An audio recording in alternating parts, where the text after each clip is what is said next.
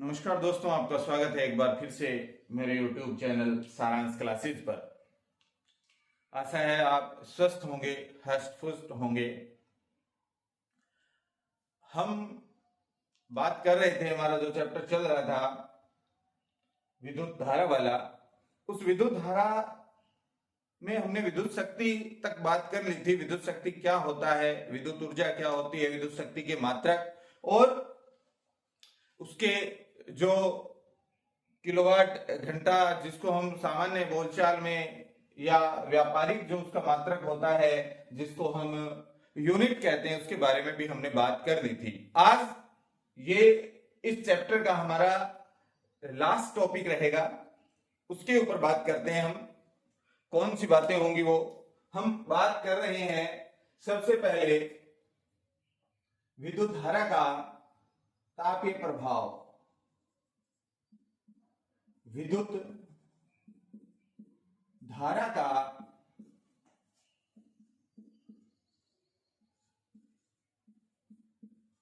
तापीय प्रभाव। विद्युत धारा का तापीय प्रभाव क्या होता है, इसके ऊपर हम बात करते हैं। किसे कहते हैं विद्युत धारा का तापीय प्रभाव, क्या होता है, सुने जरा। अगर सिंपल भाषा में बात करें तो विद्युत धारा का तापीय प्रभाव से जो हमारा तात्पर्य होता है वो ये होता है कि विद्युत धारा के कारण जब कोई भी पदार्थ उष्मा उत्पन्न करने लगे, तापीय प्रभाव उत्पन्न होने लगे उसका, तो इसे विद्युत धारा का हम कौन सा प्रभाव कहते हैं, तापीय प्रभाव। विद्युत धारा के कारण यदि कोई वस्तु क्या करने लगती है, तापित होने लगती है, उष्मा देने लगती है, वो गर्म हो जाती है, तो इसे विद्युत धारा का तापीय प्रभाव कहते हैं। ठीक इसी प्रकार हमने कक्षा 7 में हम देखकर आए होंगे कि विद्युत धारा का तापीय प्रभाव क्या होता है। एक विद्युत धारा का चुंबकीय प्रभाव होता है। चुंबकीय प्रभाव में क्या होगा कि जब धारा प्रवाहित करते हैं किसी चालक तार में, तो उसमें चुंबकीय गुण उत्पन्न हो जाते हैं, वो चुंबकीय प्रभाव उत्पन्न करने लगता है, इसे हम विद्युत धारा का चुंबकीय प्रभाव कहते हैं। तो ठीक इसी प्रकार विद्युत धारा का जो तापीय प्रभाव होगा वो क्या होगा कि जब हम किसी भी चालक में विद्युत धारा प्रवाहित करते हैं तो विद्युत धारा के प्रवाह के कारण या विद्युत धारा के कारण जब वो उष्मा उत्पन्न करने लगे, जब उसमें उष्मा उत्पन्न होने लगे, तो इस प्रभाव को हम विद्युत धारा का तापीय प्रभाव कहते हैं। अब इसकी हम बात करते हैं, समझते हैं इस प्रोसेस को कि कैसे ये सारी प्रक्रियाएं होती हैं, कैसे विद्युत धारा प्रवाहित करने पर कोई भी चालक तार विद्युत धारा के कारण उष्मा देने लगता है, वो गर्म हो जाता है, उसके ऊपर हम चर्चा करते हैं। यदि हम कोई एक प्रतिरोधक लिया हमने, या कोई एक प्रतिरोध है आर प्रतिरोध, इस आर प्रतिरोध में जब हम विद्युत धारा प्रवाहित करते हैं, ये कोई मान लो आर प्रतिरोध है, हमारा कोई प्रतिरोध है, इस प्रतिरोध में जब हम क्या प्रवाहित करते हैं, विद्युत धारा प्रवाहित करते हैं। क्या प्रवाहित होती है इसमें, विद्युत धारा प्रवाहित होती है। इसका मतलब क्या हुआ, विद्युत धारा प्रवाह के कारण या विद्युत धारा जब हम इसमें प्रवाहित करते हैं किसी प्रतिरोध में, तो चूंकि ये मान लो कोई हमारा एक चालक तार लिया हमने, और ये इस चालक तार में जो प्रतिरोध है आर, ये इस प्रतिरोध के क्या है, परमाणु है। ये प्रतिरोध के क्या है, परमाणु है। जब हम इस चालक तार में, इस प्रतिरोध में विद्युत धारा प्रवाहित करते हैं तो क्या होगा, मान लो यहां से एक धारा आई प्रवाहित हो रही है, और आई में जो धारा होती है वो धारा इलेक्ट्रॉन के कारण प्रवाहित होती है, तो इसमें इलेक्ट्रॉन होते हैं। तो क्या होगा, जब किसी प्रतिरोध में विद्युत धारा प्रवाहित करते हैं तो क्या होगा, इस प्रतिरोध के जो परमाणु हैं, उन प्रतिरोध के परमाणुओं से ये जो इलेक्ट्रॉन हैं जिसके कारण विद्युत धारा प्रवाहित होती है, तो ये जो इलेक्ट्रॉन हैं, ये इलेक्ट्रॉन इन परमाणुओं से क्या करते हैं, टक्कर करते हैं। क्या करेंगे, ये इलेक्ट्रॉन इन परमाणु, जो प्रतिरोध के परमाणु हैं, उन परमाणुओं से क्या करते हैं, टक्कर करते हैं, जिसकी वजह से इस इलेक्ट्रॉन की जो ऊर्जा होगी या इस इलेक्ट्रॉन की जो गति कर रहे हैं, तो गति के कारण उत्पन्न ऊर्जा को हम क्या कहते हैं, गतिज ऊर्जा कहते हैं, गतिज ऊर्जा कहते हैं। तो इलेक्ट्रॉन की ये जो गतिज ऊर्जा है टकराने के कारण इस गतिज ऊर्जा में धीरे धीरे क्षयित होने लगती है, या यही गतिज ऊर्जा धीरे धीरे टकराने की वजह से ऊष्मा के रूप में क्या होने लगती है, मुक्त होने लगती है, जिससे क्या होगा, इस प्रतिरोध का, ये जो प्रतिरोध R लिया था, इस प्रतिरोध के तापमान में क्या हो जाएगी, बढ़ोतरी हो जाएगी। क्यों? क्योंकि जो विद्युत धारा है, जो इलेक्ट्रॉन गति कर रहे हैं, तो इसकी जो गतिज ऊर्जा है वो ऊष्मा के रूप में क्या होने लगती है, क्षयित होने लगती है, ऊष्मा के रूप में मुक्त होने लगती है, जिससे क्या होगा कि जो ऊष्मा है, जो ऊर्जा है, वो ऊष्मा के रूप में मुक्त होने लगती है, और ये जो प्रतिरोध R है, इस प्रतिरोध के तापमान में क्या होने लगती है, वृद्धि होने लगती है, प्रतिरोध का तापमान बढ़ जाता है। विद्युत धारा के कारण उत्पन्न ऊष्मा के प्रभाव को हम क्या कहते हैं, विद्युत धारा का तापीय प्रभाव कहते हैं। क्या कहते हैं, विद्युत धारा का तापीय प्रभाव। बात समझ में आ रही है कि क्या हुआ था कि कोई एक प्रतिरोध लिया हमने, प्रतिरोध में जब हम विद्युत धारा प्रवाहित करते हैं तो क्या होगा, जो विद्युत धारा में जो इलेक्ट्रॉन है, वो इलेक्ट्रॉन इस परमाणुओं से क्या करेंगे, टक्कर करेंगे, जिससे क्या होगा, इस इलेक्ट्रॉन की जो गतिज ऊर्जा है वो ऊष्मा के रूप में क्या होने लगती है, मुक्त होने लगती है, उसका क्षयित होने लगती है, क्षय होने लगता है, जिसकी वजह से प्रतिरोध के तापमान में क्या होने लगती है, वृद्धि होने लगती है, प्रतिरोध का तापमान क्या हो जाता है, बढ़ जाता है। क्योंकि विद्युत धारा के प्रवाहित के कारण उत्पन्न ऊष्मीय प्रभाव को या उत्पन्न ऊष्मा को क्या कहते हैं, विद्युत धारा का तापीय प्रभाव कहते हैं। क्या कहते हैं, विद्युत धारा का तापीय प्रभाव। बात समझ रहे हो, बात समझ में आ गई, कोई दिक्कत नहीं होगी, बात समझ रहे हो। तो यहां से कौन सा प्रभाव होगा, विद्युत धारा का तापीय प्रभाव। बात समझ गए सारी बातें कि सिंपल परिभाषा दें तो क्या बन जाएगी कि विद्युत धारा के कारण किसी प्रतिरोध में या किसी चालक तार में ऊष्मा का उत्पन्न होना कौन सा प्रभाव कहलाता है, विद्युत धारा का तापीय प्रभाव कहलाता है। इस पर बहुत सारी युक्तियां, उसकी भी हम बात करते हैं। इसके बाद एक जो छोटा सा टॉपिक आता है कि जूल का तापन नियम। जूल का कौन सा नियम है, तापन नियम। ये थोड़ा सा महत्वपूर्ण हो सकता है वार्षिक परीक्षा की दृष्टि से भी कि जूल का तापन नियम क्या होता है। तो जूल का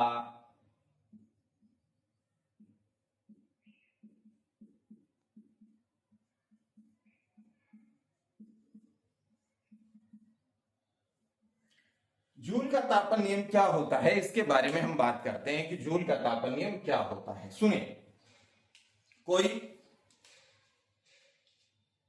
R कोई प्रतिरोध है, इस R प्रतिरोध का एक क्या है, कोई प्रतिरोधक है।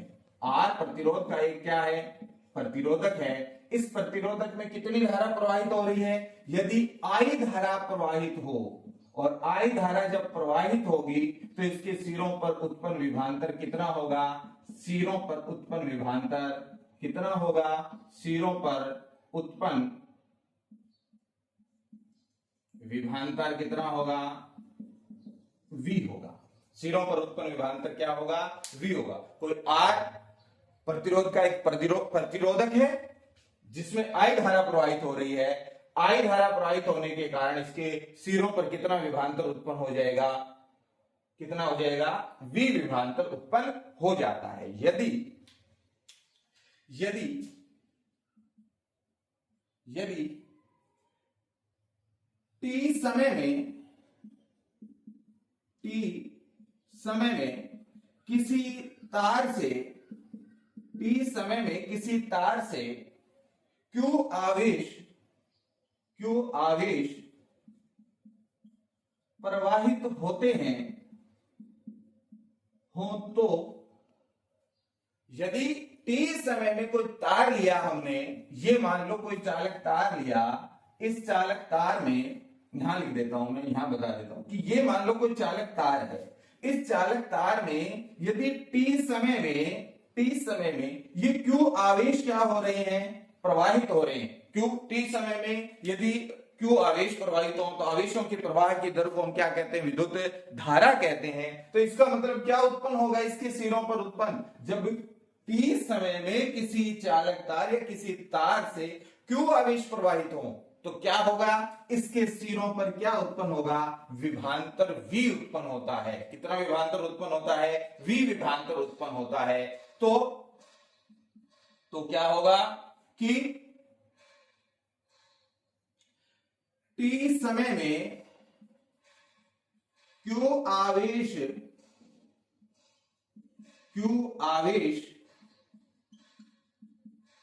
प्रवाहित होने में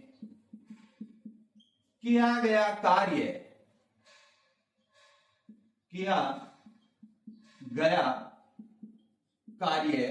क्या होगा, W, और किया गया कार्य क्या होता है, हमें विभवांतर की परिभाषा से पता है, क्या होगा, VQ।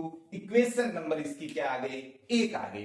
इक्वेशन नंबर 1 आ गई, समीकरण संख्या 1। बात समझ रहे हो कि क्या किया हमने, कि कोई R प्रतिरोध का प्रतिरोधक है, और जब उसमें हमने विद्युत धारा प्रवाहित कर दी तो उसके सिरों पर कितना विभवांतर उत्पन्न हो गया, विभवांतर उत्पन्न हो गया। बात समझ रहे हो। अब सुनिए कि यदि मान लो टी समय में हम कोई तार लिया, हमने उस टी समय में हम कितनी विद्युत धारा प्रवाहित कर रहे हैं, टी समय में हम क्यों आवेश यदि प्रवाहित करते हैं, तो सिंपल सी बात है, जब आवेश प्रवाहित होंगे टी समय में, इसका मतलब आवेशों के प्रवाह की वो क्या हो गई, दर हो गई। इसका मतलब क्या उत्पन्न होगा, उसके सिरों पर विभवांतर उत्पन्न होगा।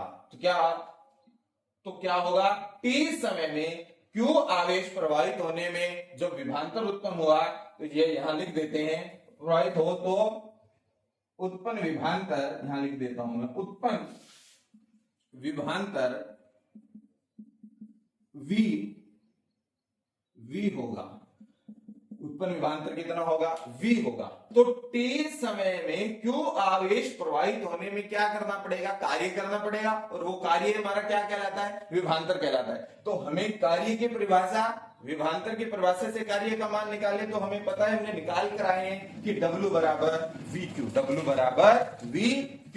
इक्वेशन नंबर हमने इसको क्या नाम दी, 1 नाम दी, इक्वेशन नंबर 1। परंतु यहां पर हमें पता है, क्योंकि यहां पर हम लिख सकते हैं Q बराबर IT, Q बराबर क्या होता है, IT होता है। तो यहां से क्या आ जाएगा, W बराबर कार्य की वैल्यू कितनी आ गई, VIT, समीकरण नंबर 2।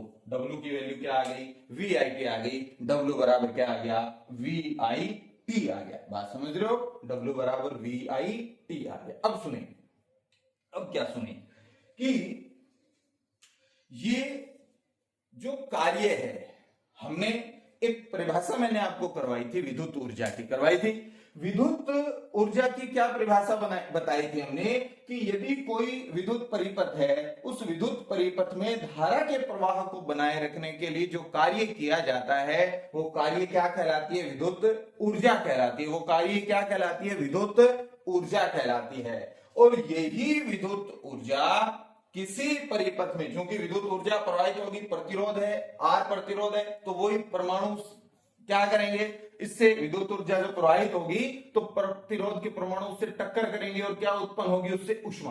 तो यही जो कार्य है, अर्थात ये जो विद्युत ऊर्जा है, ये T समय पश्चात किसमें परिवर्तित हो जाती है, ऊष्मा के रूप में परिवर्तित हो जाती है, अर्थात ऊष्मा हमें प्राप्त होने लगती है। तो इसको देखें जरा, बहुत महत्वपूर्ण टॉपिक मैं करा रहा हूं आपको, इससे अच्छा शायद आपको कोई बता पाए, ऐसा मैं आशा कर रहा हूं, ऐसा मुझे लग रहा है कि इससे अच्छे ढंग से आपको नहीं बता पाएगी कोई, कि W बराबर क्या आ गया, VIT, ये कार्य हमें प्राप्त होता है। और यही कार्य हमें किसी परिपथ में किसके रूप में प्राप्त होता है, क्या होती है ये कार्य, ये कार्य हमारा विद्युत ऊर्जा होता है। ये कार्य ही क्या होता है, हमारा विद्युत ऊर्जा होता है। देखें जरा आगे, यही कार्य अर्थात विद्युत ऊर्जा T समय पश्चात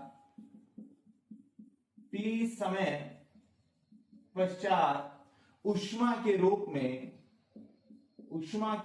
में परिणत या ऊष्मा के रूप में प्राप्त होता है। उष्मा के रूप में क्या होता है, प्राप्त होता है। अर्थात यहाँ पर हम क्या लिख सकते हैं, यहाँ लिख सकते हैं कि उष्मा क्या है हमारी, H है। उष्मा क्या है, H है। तो H बराबर VIT। H बराबर क्या आ गया, VIT।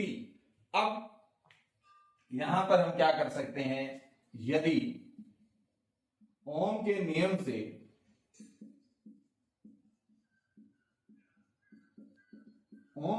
से क्या होता है, V बराबर IR, तो यहां से इस H में रख दें तो उत्पन्न उष्मा H बराबर इस V की वैल्यू इसमें रख देंगे तो VI², या मैं इसको थोड़ा सिंप्लीफिकेशन से लिख देता हूं, IR गुणा में IT, अर्थात H बराबर I²RT। H बराबर I²RT। H बराबर I²RT। H बराबर क्या आ गया, I²RT। यही जूल का तापन नियम है। यही जूल का कौन सा नियम है, तापन नियम है। यही जूल का क्या है, तापन नियम है। बात समझ रहे हो, यही जूल का क्या है, तापन नियम। क्या कहता है जूल का तापन नियम, सुनना जरा। जूल का तापन नियम ये कहता है कि किसी परिपथ में, किसी चालक तार में उत्पन्न होने वाली उष्मा H किस किस के समानुपाती होती है, उस चालक तार में प्रवाहित होने वाली, इस चालक तार में प्रवाहित होने वाली जो धारा है, उस धारा के वर्ग के तो क्या होती है, समानुपाती। यहां से देखें H की वैल्यू क्या आई है हमारे पास, H की वैल्यू आई है, यहां लिख देता हूं, H बराबर I²RT। ये हमारे पास जो H की वैल्यू आई है, इसमें हम देखें कि H किसके बराबर है, I²। इसका मतलब विद्युत धारा का ये जो वर्ग है, स्क्वायर का मतलब वर्ग, अर्थात किसी चालक तार में उत्पन्न जो उष्मा है वो इस धारा की तो क्या होती है, इस धारा के वर्ग के समानुपाती। जो प्रतिरोध हमने लिया है उस प्रतिरोध के समानुपाती, और उस समय के समानुपाती होता है जिस समय तक हमने उसमें विद्युत धारा प्रवाहित की है। तो I²RT, अर्थात उत्पन्न उष्मा H बराबर I²RT, अर्थात उत्पन्न उष्मा किसी चालक में बहने वाली जो धारा होगी उस धारा के वर्ग के क्या होगी, समानुपाती होगी, प्रतिरोध के समानुपाती होगी, और धारा प्रवाह में लगने वाला जो समय है, समय T, उसके क्या होती है, समानुपाती होती है। इसका मतलब क्या होगा कि जो उष्मा है, मान लो मैं एक एग्जांपल लेता हूं, जैसे मान लो कि कोई हमारा विद्युत हीटर है, यहाँ ये मान लो हमारा कोई एक विद्युत हीटर है, इसमें कुछ इस प्रकार से बातें, ये रोड रखी हुई है, ये इस पे स्प्रिंग लगी हुई है, ये वायर लगा हुआ, तो ये क्या होगा, ये जो हीटर है, हीटर कब तक उष्मा देता रहेगा, जब तक हम इसमें क्या प्रवाहित करते रहेंगे, विद्युत धारा प्रवाहित करते रहेंगे। और इसके किसकी वैल्यू ज्यादा होगी, इसके प्रतिरोध की वैल्यू ज्यादा होगी। किसकी वैल्यू ज्यादा होगी, प्रतिरोध की वैल्यू ज्यादा होगी। प्रतिरोध ज्यादा होंगे अर्थात परमाणुओं ज्यादा होंगे, जिससे टक्कर क्या होगी, इस धारा की अधिक होगी, इलेक्ट्रॉनों की टक्कर ज्यादा होगी, और ऊर्जा अधिक मात्रा में उष्मा के रूप में हमें प्राप्त होगी। और क्या प्राप्त होगा, और जो समय है, मान लो कि एक बार तो हमने हीटर को चलाया 5 मिनट के लिए, और एक हीटर हमारा चल रहा है 30 मिनट तक या 40 मिनट तक या 1 घंटे तक, तो बताओ उष्मा कौन अधिक देगा, कौन उष्मा अधिक देगा, जिसमें समय ज्यादा है। ज्यादा समय तक जब विद्युत धारा प्रवाहित होगी तो उसमें उत्पन्न उष्मा भी क्या होगी, ज्यादा उत्पन्न होगी। तो समय के, धारा के और प्रतिरोध के क्या होती है, समानुपाती होती है होने वाली उत्पन्न उष्मा H की वैल्यू। तो ये नियम किसका नियम था, जूल का तापन नियम था। एक बार मैं दोबारा बता देता हूं आपको क्या बातें होंगी। R प्रतिरोध का कोई प्रतिरोधक है, कोई चालक तार है जिसका प्रतिरोध R है, और जब इसमें धारा I प्रवाहित होगी इस चालक तार में, तो इसके सिरों पर विभवांतर क्या उत्पन्न होगा, V विभवांतर उत्पन्न होता है। माना यदि T समय में किसी तार में से कितने आवेश प्रवाहित होते हैं, Q आवेश प्रवाहित हो, तो उसके उत्पन्न जो सिरों पर उत्पन्न विभवांतर होगा वो कितना होगा, v होगा। कितना विभवांतर उत्पन्न होगा, v उत्पन्न होगा। अब यदि t समय में q आवेश प्रवाहित होने में कार्य करना पड़े तो वो कार्य किसके बराबर हो जाएगा, w बराबर vq के। विभवांतर की परिभाषा से पता है w बराबर vq, तो vq के बराबर प्राप्त हो जाएगा। धारा की परिभाषा से q बराबर it हमें पता है, करके आ चुके हैं, बहुत बार किया है, विद्युत शक्ति में भी इसको हमने देखा था। तो w बराबर क्या आ गया, vit। w बराबर क्या आ गया, vit आ गया, समीकरण नंबर 2। अब ये जो कार्य हमने किया है, विद्युत ऊर्जा की परिभाषा से याद कीजिए, विद्युत ऊर्जा क्या होती है कि किसी विद्युत परिपथ में विद्युत धारा के प्रवाह को बनाए रखने के लिए किया गया कार्य क्या कहलाता है, विद्युत ऊर्जा कहलाता है। और यही विद्युत ऊर्जा या किया गया कार्य ऊष्मा के रूप में क्या होगा, क्योंकि यही जूल का तापन नियम या विद्युत धारा का तापीय प्रभाव टक्कर करेंगे और ये विद्युत ऊर्जा ऊष्मा के रूप में क्या होगी, परिवर्तित। तो t समय पश्चात ऊष्मा के रूप में परिणित हो जाएगा, परिणित होता है। तो h बराबर क्या आ गया, VIT। हमें ओम के नियम से पता है v की वैल्यू होती है IR, तो इसमें रख देंगे v की वैल्यू, तो क्या मान आ जाएगा, h बराबर I²T, अर्थात उत्पन्न ऊष्मा प्रवाही धारा के वर्ग के समानुपाती, प्रतिरोध के समानुपाती और उस समय के समानुपाती होती है जितने समय तक उस प्रतिरोध में धारा प्रवाहित होती है। तो ये नियम किसका नियम था, जूल का तापन नियम था। बात समझ रहे होंगे, मेरी बातें समझ रहे हो, कोई समस्या नहीं है, किसी भी प्रकार की समस्या नहीं है। अब सुनिए, जूल के तापन के नियम की या जूल का जो नियम है, ये जो तापीय प्रभाव, उस पर कौन कौन सी युक्तियां हमारी काम करती हैं, तो उसको एक बार देख लेते हैं कि विद्युत धारा के जो तापन का जो ये प्रभाव है, जो तापीय प्रभाव है, उस पर कौन कौन सी बातें निर्भर करती हैं। सुने जरा कि इस पर कौन कौन सी युक्तियां काम करती हैं, उसके बारे में थोड़ा देखें कि कौन कौन सी युक्तियां काम करती हैं। देखें कि कौन कौन सी बातें इसमें होती हैं, इस बारे में भी हम थोड़ा सा देख लेते हैं कि क्या होता है हमारा। देखें जरा कि कौन कौन से प्रभाव इसकी वजह से होते हैं। तो जूल के तापन नियम के प्रभाव, विद्युत धारा के तापीय प्रभाव पर आधारित युक्तियां लिख सकते हैं।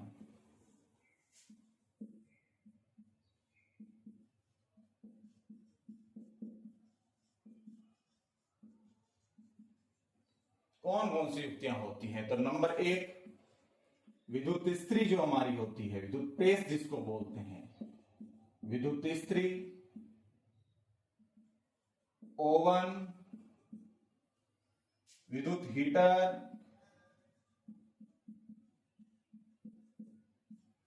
हीटर, और क्या हो सकता है, विद्युत केतली।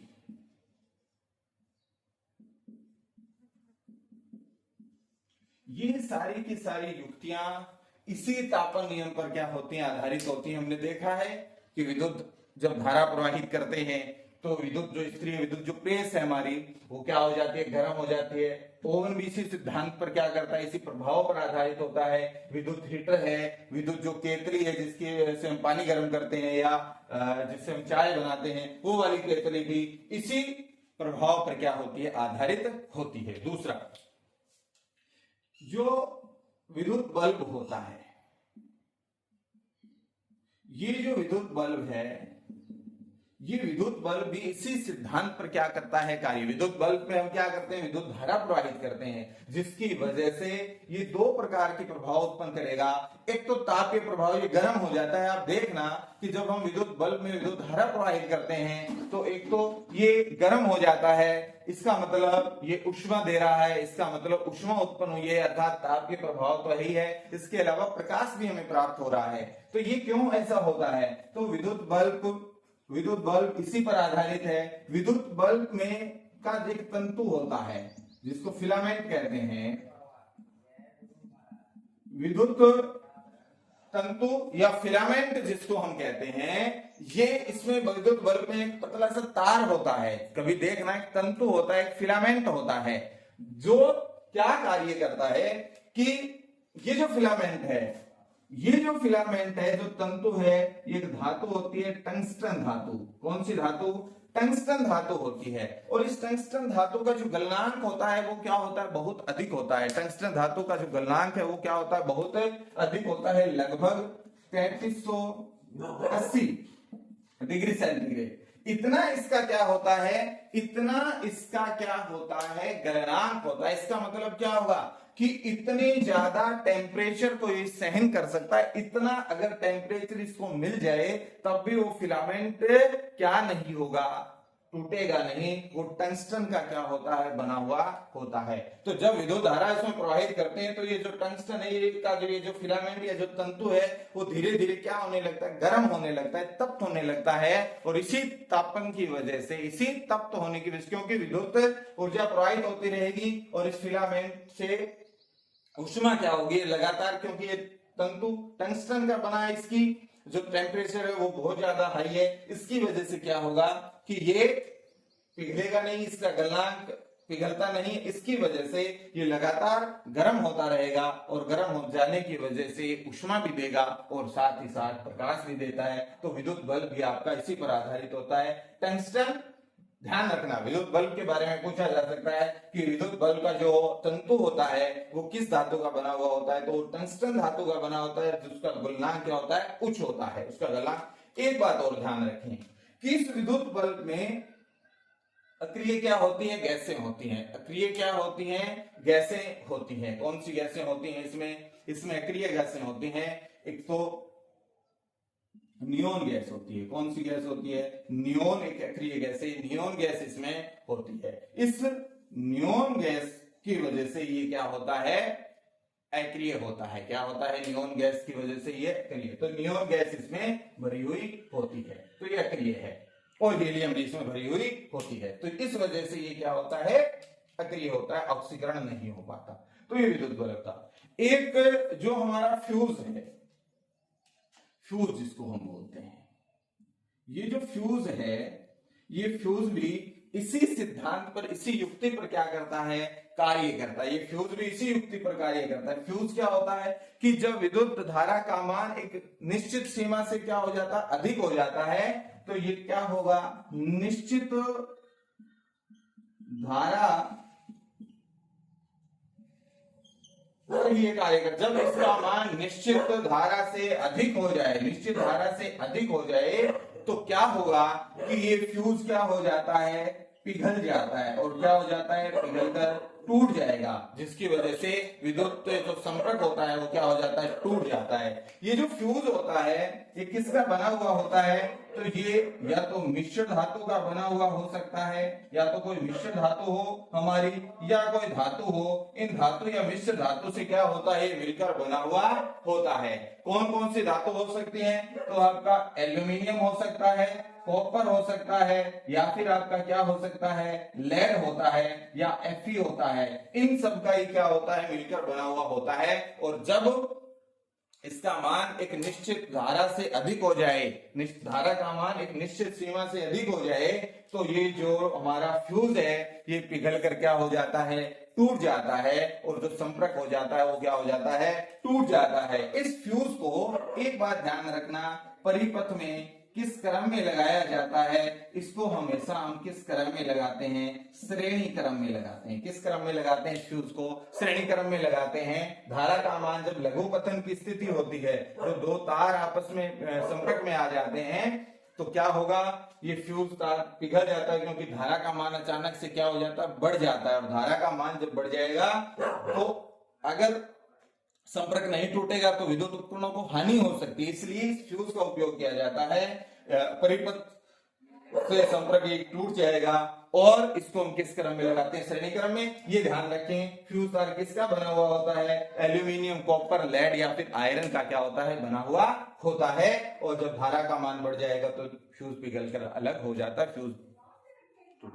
तो ये जो हमारे प्रभाव है, फ्यूज है, विद्युत बल्ब, विद्युत इस्त्री, हीटर, विद्युत प्रेस वगैरह, ये सारे भी इसी सिद्धांत पर क्या करते हैं? कार्य करते हैं।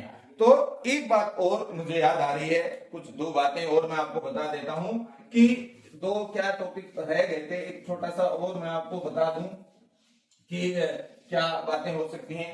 एक तो होता है परिवर्ती प्रतिरोध, एक तो होता है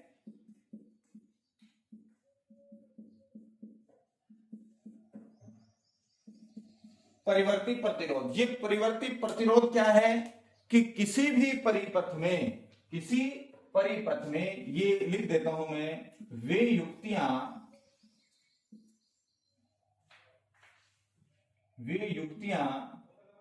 जो परिपथ में वोल्टता में अर्थात विभवांतर में परिवर्तन किए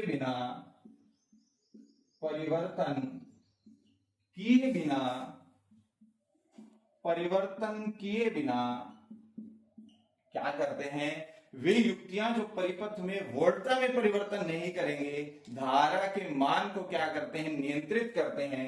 धारा के मान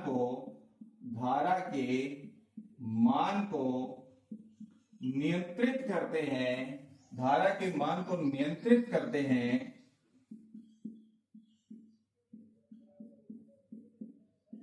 क्या कहलाती हैं, परिवर्ती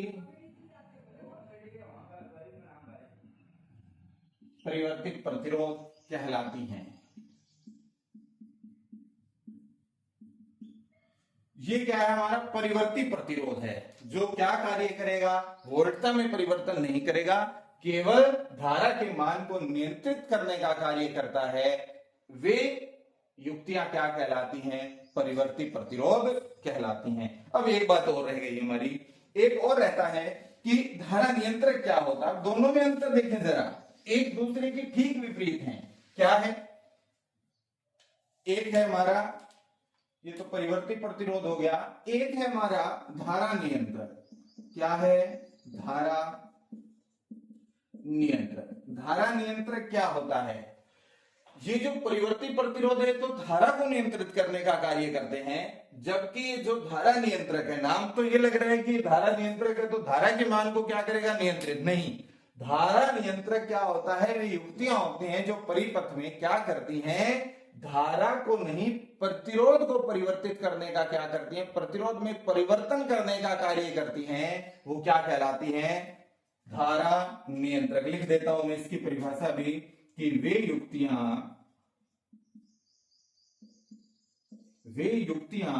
जो परिपथ में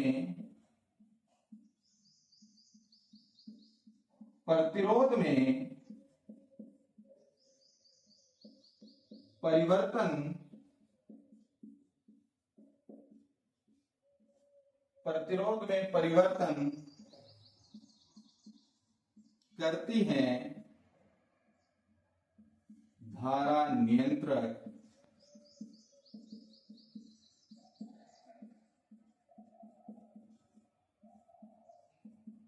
धारा नियंत्रक कहलाती हैं। वे युक्तियां जो परिपथ में प्रतिरोध में परिवर्तन करती हैं वो क्या कहलाती हैं, धारा नियंत्रक कहलाती हैं। तो ये थे हमारी दो बातें और, परिवर्ती प्रतिरोध और धारा नियंत्रक की।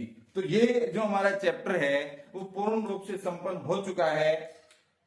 अब हम जो नया चैप्टर प्रारंभ करने जा रहे हैं, मैं कोशिश करूंगा कि आपकी प्रकाश वाला जो हमारा चैप्टर है उसको प्रारंभ कर दिया जाए। हम प्रकाश पर बातें कर लें, प्रकाश को समझा दें कि प्रकाश वाला चैप्टर थोड़ा सा बड़ा है, वेटेज उसका अच्छा खासा है। तो हम इसके बाद किस पर बात करेंगे, प्रकाश पर बात करेंगे। और इस टॉपिक के खत्म हो जाने के बाद, प्रकाश जब हमारा संपन्न हो जाएगा, प्रकाश वाला चैप्टर हमारा जब खत्म हो जाएगा, तो उसके बाद ये मानकर चलें कि हमारा जो फिजिक्स है वो लगभग संपन्न हो जाएगी, फिजिक्स लगभग कंप्लीट हो जाएगी। छोटे छोटे दो टॉपिक बचेंगे, उनमें ज्यादा समय नहीं लगेगा, तो ये फिजिक्स वाला जो पोर्शन है वो आपका क्या हो जाएगा, समाप्त हो जाएगा। तो आज के लिए इतना ही। बाकी हमारे जो वीडियो है उसकी हम कल देखेंगे, एक और वीडियो लेकर आएंगे प्रकाश वाले चैप्टर पर, तो जल्दी लेकर आएंगे। तो आज के लिए इतना ही काफी है। इस चैनल को ज्यादा से ज्यादा सब्सक्राइब जरूर करते रहें, लाइक और शेयर भी करते रहें, अपने दोस्तों को बताते रहें, अपने सहपाठियों को बताते रहें कि भी ये जो हमारा चैप्टर चल रहा है बहुत सुंदर ढंग से हम इसको करवा रहे हैं यहाँ पर, तो एक बार क्लास जरूर लगाकर देखें। क्लास एक बार लगाएंगे तो आपका मन निश्चित रूप से इस क्लास में लगेगा, आपको भटकने की कहीं भी आवश्यकता नहीं है। तो ये वाली सारी बातें, तो बहुत बहुत धन्यवाद, नमस्कार।